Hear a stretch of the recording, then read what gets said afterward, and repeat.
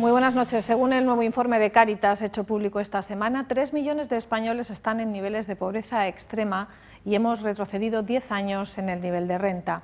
En un país con 6 millones de parados, los que tienen la suerte de trabajar cada vez cobran menos. Según los últimos datos oficiales, el coste por hora trabajada bajó en España un 4% en el último trimestre de 2012. Para algunos expertos en economía, este proceso es necesario para que nuestro país sea más competitivo. Para otros, en cambio, la llamada devaluación de salarios o devaluación interna empeorará la crisis, ya que frena la demanda y el consumo. El año pasado, 2012, fue el quinto año consecutivo de caída de ventas en España. Cayeron en el pequeño comercio, en las grandes superficies e incluso en las grandes cadenas de distribución. Y es que la demanda y el consumo se han desplomado, consecuencia directa del paro y de la bajada de salarios de los trabajadores. Es la llamada devaluación interna.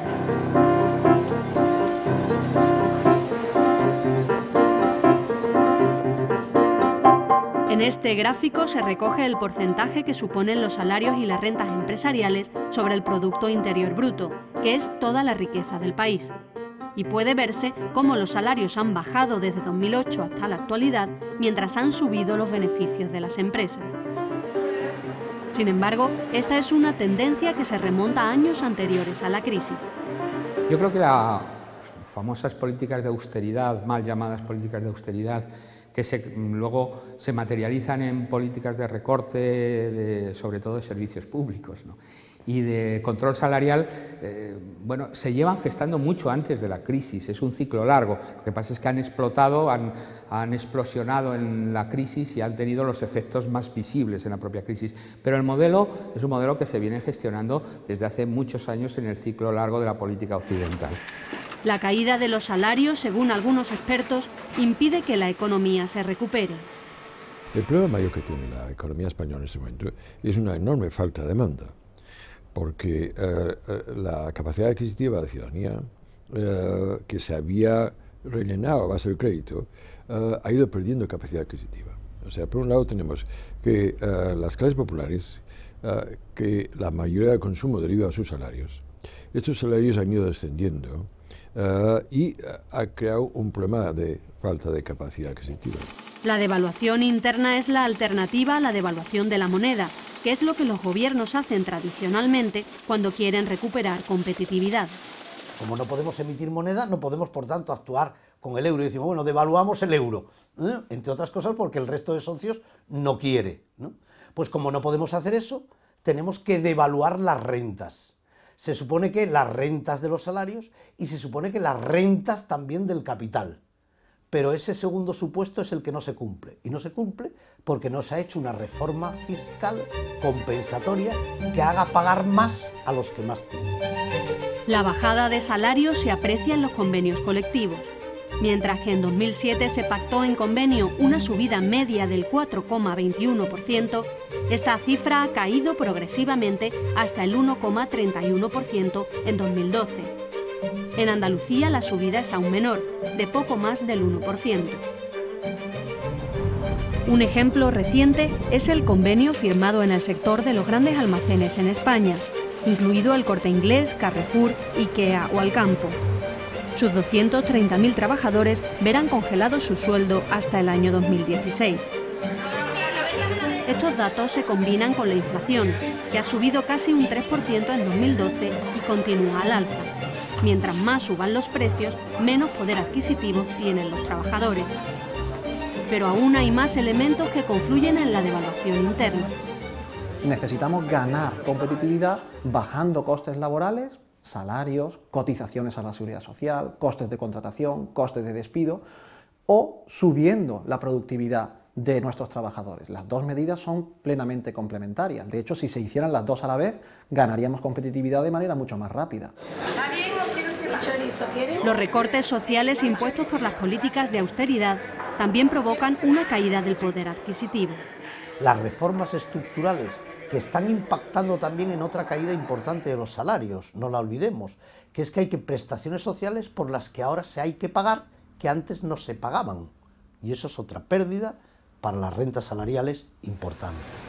A esto hay que añadir la congelación de las pensiones, que supone que los jubilados españoles dispondrán de casi 4.000 millones de euros menos en sus bolsillos. Y no hay que olvidar las reformas laborales aprobadas en 2010 y el año pasado, que facilitan las rebajas de sueldos y la no aplicación de convenios colectivos. De hecho, en 2012 se han firmado menos de la mitad de convenios que en años anteriores, y un 40% de las empresas españolas, según la firma ADECO, ha optado por despedir y bajar salarios. También lo ha hecho la Administración, con recortes, supresión de pagas y despido de interinos. A partir del año 2010, sobre todo a partir de la aprobación de la reforma laboral del anterior gobierno, los costes laborales empezaron a caer sobre todo en el sector privado.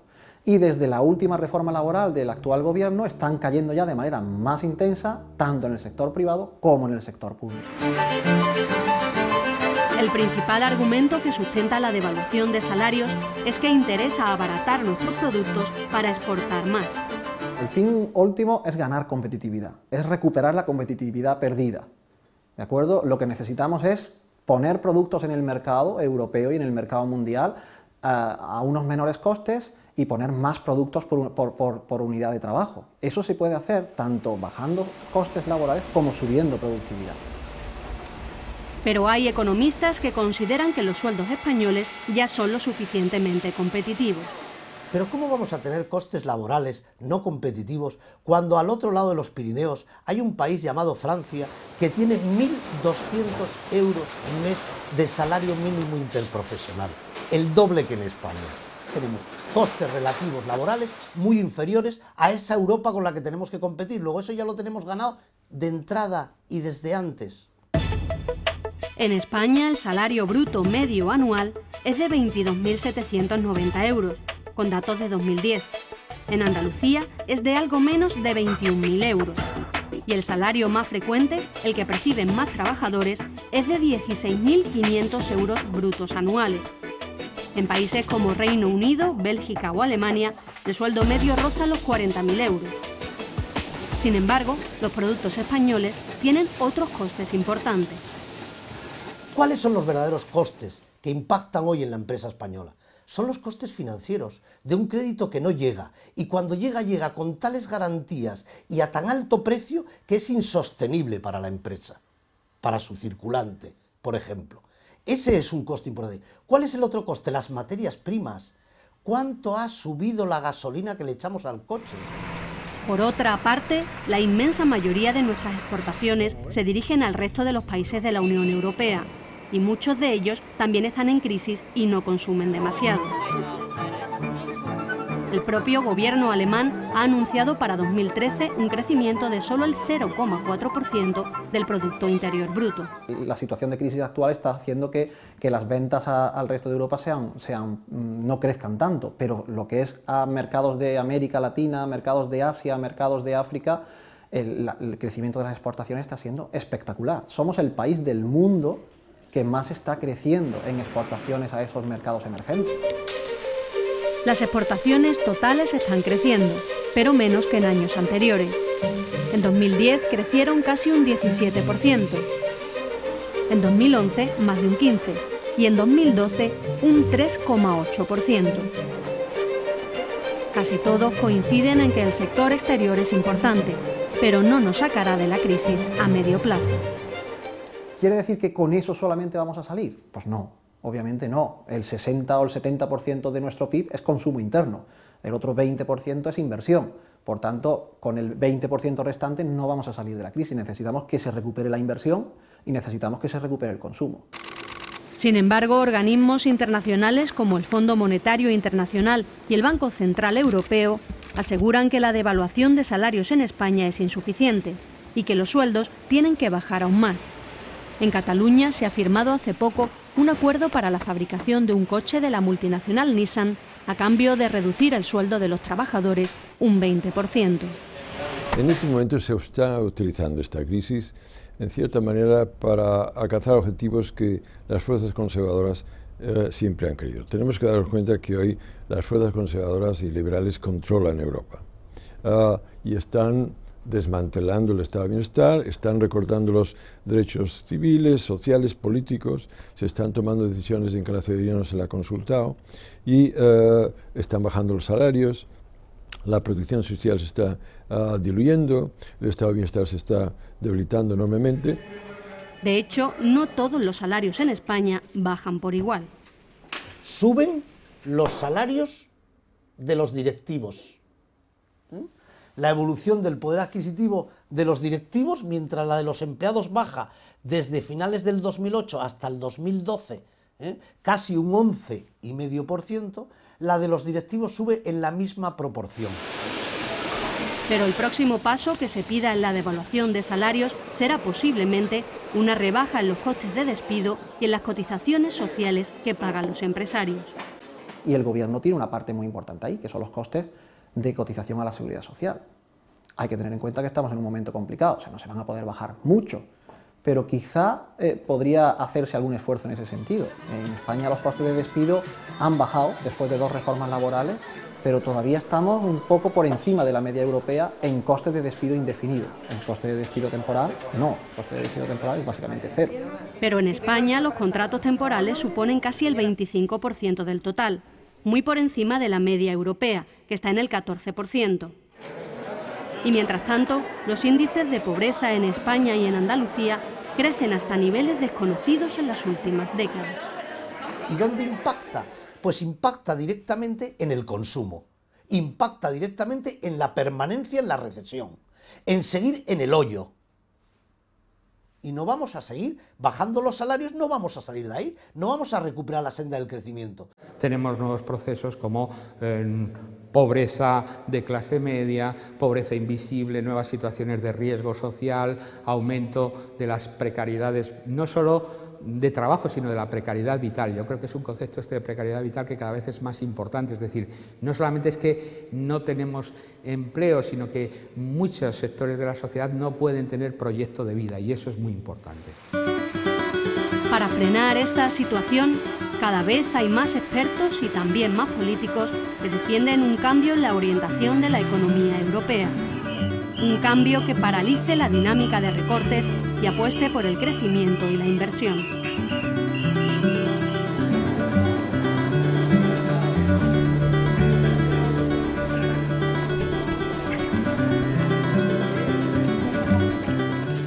La Semana Santa, en la que estamos metidos ya de lleno, es una de las fiestas más arraigadas en Andalucía, a la que se están incorporando en los últimos años las nuevas tecnologías. Una tradición inamovible que, sin embargo, se adapta poco a poco a los nuevos tiempos sin desprenderse de sus costumbres. Empresas de alta tecnología se están introduciendo en el corazón de las hermandades. Existen ya programas en 3D para preservar las tallas, aplicaciones para móviles con georradar que nos dejan hacer el seguimiento exacto de los pasos o programas virtuales con los itinerarios de las procesiones. En el siguiente reportaje nos acercamos a la Semana Santa andaluza con una mirada diferente.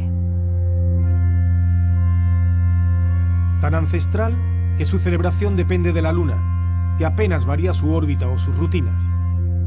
La Semana Santa permanece inmutable al paso del tiempo. Desde estas imágenes, que se remontan a los orígenes del cine, pocas cosas han cambiado sustancialmente en el mundo de las hermandades andaluzas.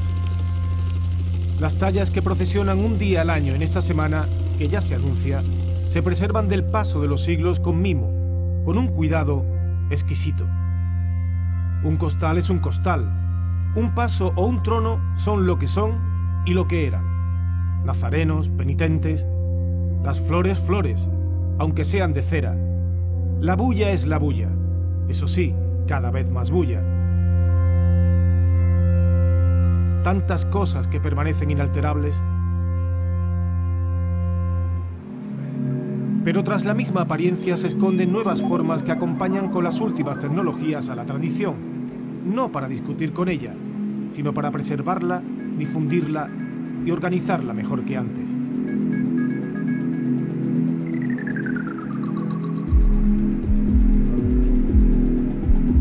Las imágenes, tallas con varios siglos de antigüedad, son los bienes más preciados de las hermandades, no solo por lo religioso, sino también por el valor histórico y artístico de las mismas. el paso del tiempo hace mella y la preocupación por preservarlas es cada vez mayor. Entonces nosotros en 2 días, por ejemplo, una talla de una Virgen la tenemos entera registrada. Un Cristo, un Nazareno, un crucificado, en 3 días. 3 días, si es muy complejo, una talla, por ejemplo, de un crucificado, que hay que escanear la cruz también, 4 días máximo. La Fundación Andaluza de Imagen, Color y Óptica, FAICO, es un centro especializado en tecnologías ópticas y de la imagen y sus aplicaciones. Tiene la calificación de Centro de Innovación y Tecnología en el Sistema Andaluz del Conocimiento. Desde FAICO llevamos ya unos 8 años llevando tecnología sobre todo del campo del área de 3 dimensiones a distintas aplicaciones, ¿no? Una de las más importantes es la de realizar copias de seguridad para el campo de la imaginería, de tal forma que podamos recuperar, ya sea parcial o totalmente, una pieza que se haya deteriorado, ya sea por incendio, por lluvia o por lo que fuera. Podemos llegar a conseguir en torno a 10 millones de puntos. El resultado final es una copia virtual formado por triángulos, ¿no?, que forman lo que es la superficie, ¿no? Podemos hablar de 3 o 4 millones de triángulos. En principio todas las hermandades están interesadas siempre en las tecnologías. De hecho, para hacer copias de seguridad se utilizaban antiguamente otras técnicas como puede ser fotogrametría o incluso algunas técnicas a lo mejor más peligrosas como pueden ser la técnica del apretón mediante algún tipo de arcilla o producto similar, de tal manera que podían obtener un negativo de la imagen, ¿no?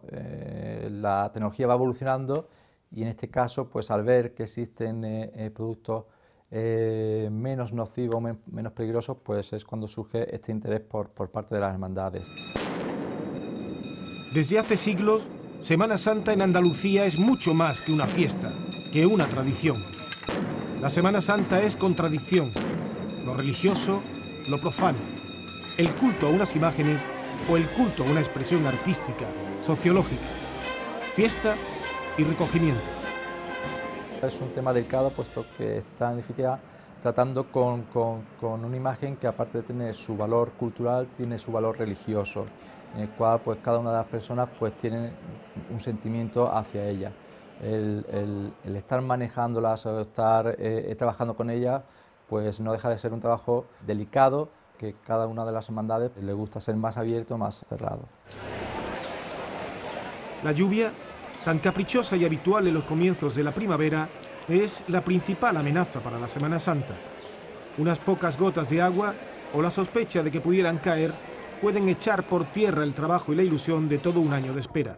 Cualquier persona, cofrade o no cofrade, que haya tenido la mala suerte de ver a un palio o un misterio en la calle sufriendo la lluvia, habrá pensado en algún momento determinado, Dios mío, ¿cómo es posible que hayamos llegado a la luna y no seamos capaces de poder proteger un patrimonio artístico tan rico, ¿no?, como tenemos en España y sobre todo en Andalucía, ¿no? Y sí, quizás de ahí, de esa frustración, nació un poco hace ya 6 años el motivo de ser de Cispromés 23, sí. Combatir los riesgos, los daños que puedan causar el agua y el viento a un paso o un trono y a sus imágenes si les sorprende en la calle, es el empeño y el proyecto de esta empresa de jerezanos ubicada en Madrid. Un sistema que han patentado y en el que aún trabajan. El sistema en sí consiste en una estructura de aluminio que pesa en todo su conjunto menos de 70 kilos, que se pliega y se convierte en una especie de caja, llamémoslo así, de 1,40 m de altura por 60 centímetros de ancho, fácilmente transportable y con un peso muy pequeño. Y esto a su vez tiene 4 estructuras plásticas para cada una de las caras del paso.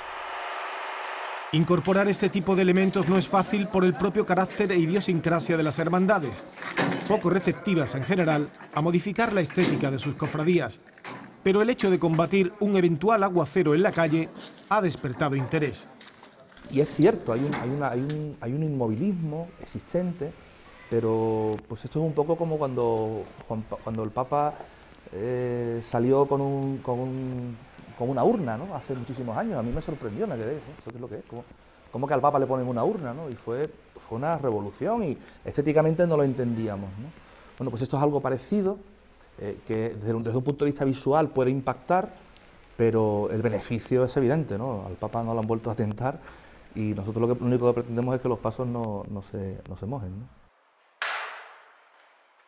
En Jerez, el día 9 de febrero, hicimos la primera prueba en un ensayo de la Hermandad del Santo Crucifijo de Jerez. La verdad es que estábamos bastante nerviosos porque habíamos hecho muchas pruebas en privado, en nuestra fábrica, sin medios de comunicación, y decidimos que llegaba el momento de hacer una primera presentación discreta, solamente para esta hermandad, para intercambiar opiniones, ¿no? Los resultados nos sorprendieron. Hasta llegar a este ensayo real, Sispromet ha realizado numerosas pruebas, algunas de ellas ante notario, para testar la validez y la seguridad de su prototipo. El viento es un factor importantísimo. Tenemos que tener en cuenta que esta estructura plástica desplegada ofrece una resistencia al viento importante. Nosotros, gracias a todos los trabajos que se han desarrollado, hemos conseguido encontrar soluciones para que golpes de viento no puedan afectar la estabilidad del paso. La meteorología se convierte en un factor importantísimo para estos días tan esperados por tantas y diversas razones. La previsión, el qué dirá el hombre del tiempo, se hace fundamental. La meteorología siempre ha sido una cosa muy importante en la Semana Santa. Al principio las predicciones no tenían la calidad, por decirlo así de esa manera, que tienen actualmente. No había el avance técnico que ha habido en los últimos años y era bastante difícil predecir. En unas horas todavía se podía predecir, pero predecir con 5 o 6 días de antelación era bastante difícil. Por lo tanto, eso en cuanto ha ido aumentando la técnica en la meteorología, ha ido aumentando también la fiabilidad de las predicciones y la importancia que han tenido. Hoy en día ya se hacen predicciones de horas y casi de zonas. La evolución en la tecnología en las últimas décadas en el campo de la meteorología ha sido radical, lo que facilita la previsión y evita en mayor medida los riesgos. Al principio, como digo, los hermanos mayores pues se buscaban la vida como podían. Había quien llamaba a Faro para ver si estaba lloviendo en Faro, en principio, porque si llovía en Faro aquí podía llover a las 2 o 3 horas. O sea que había muchas por ahí técnicas ocultas, que no eran técnicas meteorológicas, sino técnicas telefónicas, en que llamaban a un pueblo de Huelva, ya al final de Huelva, algo así, ¿no? A ver si llovía, cosas así, se usaban eso. Hoy en día ya no. Julio Marbizón, veterano meteorólogo y cofrade, que ha vivido décadas de previsiones, conoce con especial sensibilidad la importancia de la previsión, por lo que se juegan hermandades y ciudades enteras en estos días. La responsabilidad del meteorólogo, cada vez más diluida por la cantidad y diversidad de canales y medios de consulta, ha sido evidente, especialmente en la Semana Santa andaluza, a tenor de las reacciones que provocan hacia el mensajero. Una vez a la Macarena le pusieron un plástico porque dije que iba a llover a partir de las 11 y llovió a las 11:20. La predicción no pudo ser más buena. Y le pusieron unos plásticos en la Encarnación, mientras para la Encarnación y demás, le pusieron unos plásticos. Entonces no se veía muy bien la cara. Pues yo era el hijo culpable de que le hubieran puesto aquello. O sea, que esas reacciones sí las tiene la gente y matan al mensajero. Un Jueves Santo empezó a llover un poquito. Yo había dicho que podía llover un poco. Lloví un poco justo con las cofradías en la calle. Se empezaron a refugiar, algunas en la catedral. Yo estaba de guardia en el Consejo, en la puerta de San Miguel. Y me llamó el entonces gobernador de Sevilla, el gobernador civil, Alfonso Garrido, y me dijo: oye Julio, ¿qué pasa? ¿La madrugada llover? Y digo, pues no lo sé, no tengo aquí datos ninguno, tendría que ir al aeropuerto. Entonces estaba todavía centralizado en el aeropuerto, no había el grupo de predicción como después, pero no tengo coche, estoy aquí en la catedral, no tengo coche, te mando un coche. Y me mandó un coche de esos que llaman Z, creo, que tienen hasta la rejilla para llevar a los prisioneros detrás, los 2 policías nacionales, y me metieron en la parte de atrás con la rejilla. Y un señor que estaba por allí esperando que a ver si llovía o no llovía, le dijo al otro: mira, lo han detenido porque está lloviendo. ¡No, por igual valiente! ¡Y mi zanco en el suelo! ¡Vamos allá! Los costaleros en la mayor parte de Andalucía, los hombres de trono en Málaga o los cargadores en Cádiz soportan sobre sus cuerpos el peso de los tronos o pasos durante muchas horas. Algo tan repetido a lo largo de la historia se ha convertido ahora en una actividad que se estudia, en la que se utilizan métodos, herramientas tecnológicas para buscar mejores rendimientos y prevenir lesiones. Ahora, Sergio, se te va a hacer una iguala digital. no nos movemos, el escáner está subiendo miembros inferiores, troncos, miembros superiores y cabeza. Una vez escaneado todo, vamos a ver la posición de los bíceps, de las abdominales, de los femorales y vamos a adquirir ya el primer momento de la levantada. Segundo momento de la levantada.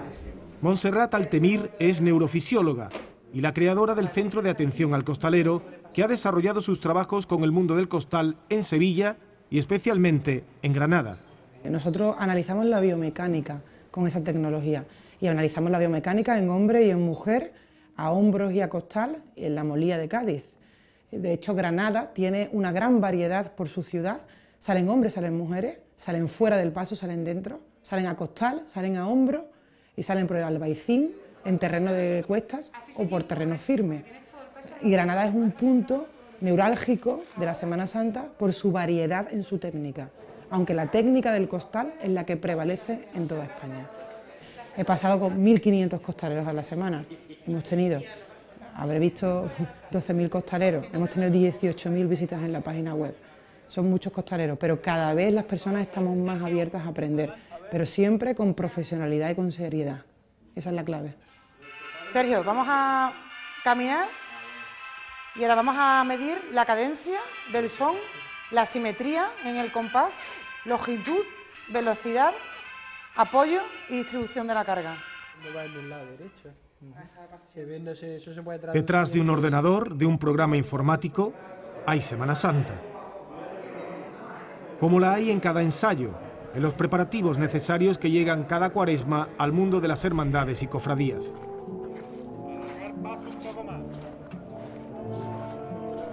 Antonio, esta es una aplicación que se llama Jump Meter y es una aplicación que va a controlar los centímetros que salta el costalero. En la levantada. En la levantada. Entonces podemos ver exactamente cuánto ha saltado cada costalero. Se lo ponemos en el bolsillo y vamos a controlar antes y después cuántos centímetros. Vamos a aplicarlo.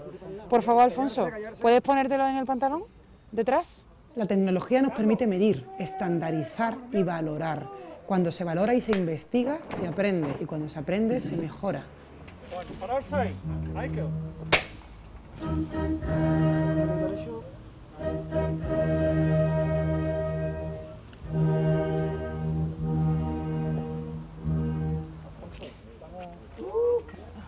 Vamos a ver los resultados de Alfonso.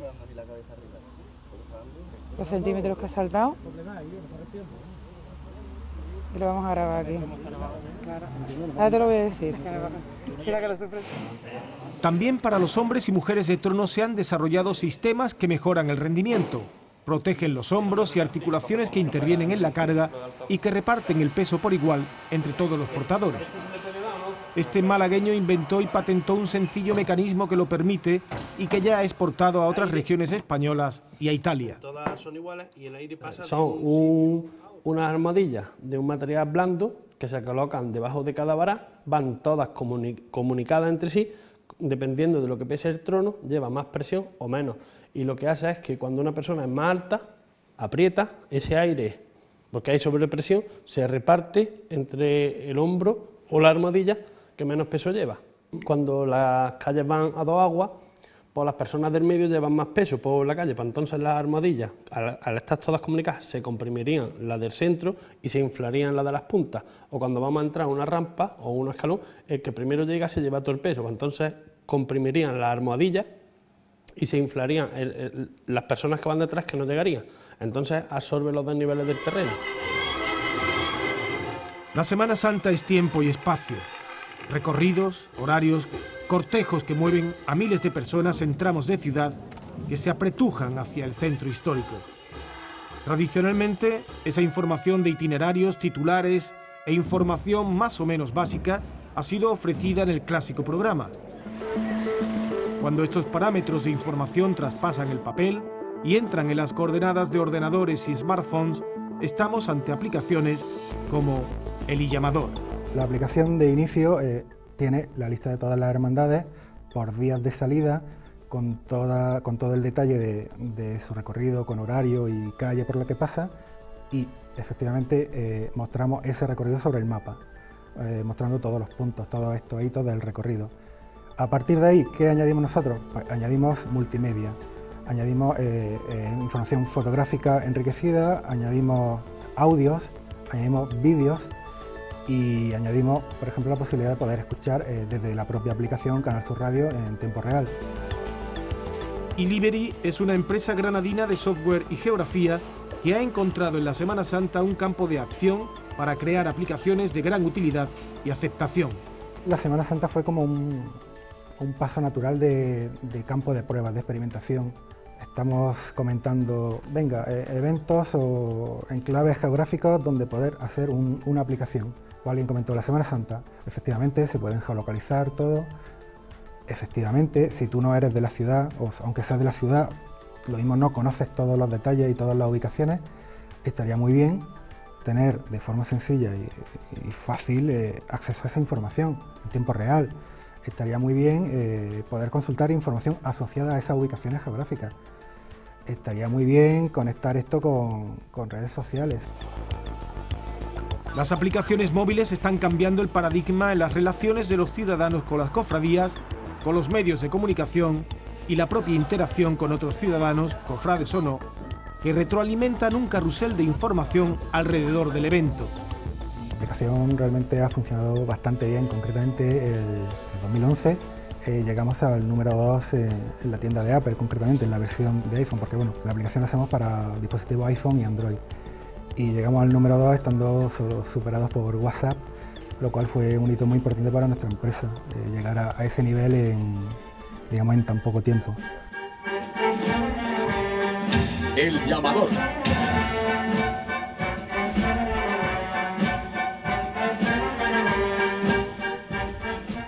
Amigos a todos, muy buenas noches.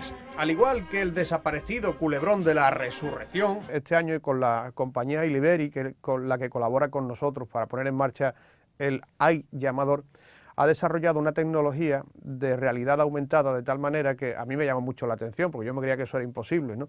Que colocas el teléfono móvil en una dirección y te dice la pantalla cuáles son las cofradías que vienen por ahí y a cuántos metros se encuentran, ¿no? A mí me parecía que eso era cosa de ciencia ficción, ¿no? El teléfono móvil también en la Semana Santa es importante porque permite que los oyentes que van escuchando la radio por la calle, porque eso también, y a mí me enorgullece de que Canal Sur Radio haya sido la que toda Andalucía, pues hace 25 años, pues generara esa práctica, ¿no? La de llevarte la radio pequeña para escucharla por la calle por si había alguna incidencia, ¿no? Pues la gente que te está escuchando también puede interactuar con la emisión a través de las redes sociales.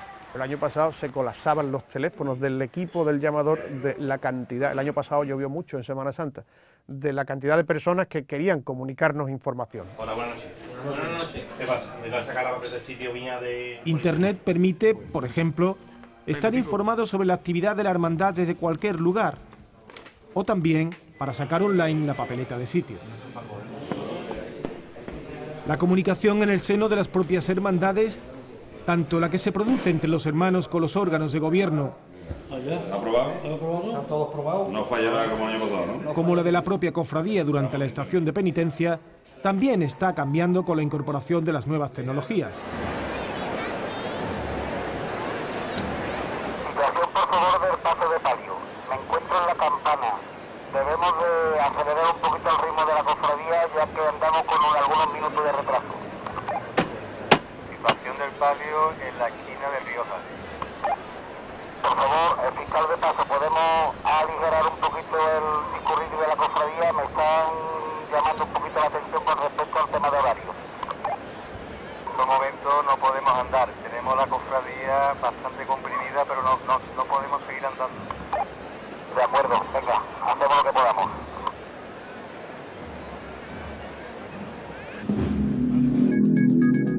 Comunicaciones, aplicaciones móviles, sistemas e inventos para prevenir daños en los pasos o tronos, tecnología 3D para obtener copias exactas de imágenes o de iglesias completas para poder realizar visitas virtuales, un abanico de posibilidades que la tecnología pone al servicio de las hermandades y cofradías, esas que durante siglos salen a las calles de Andalucía siempre cuando el domingo de resurrección es el domingo inmediatamente posterior a la primera luna llena tras el equinoccio de primavera.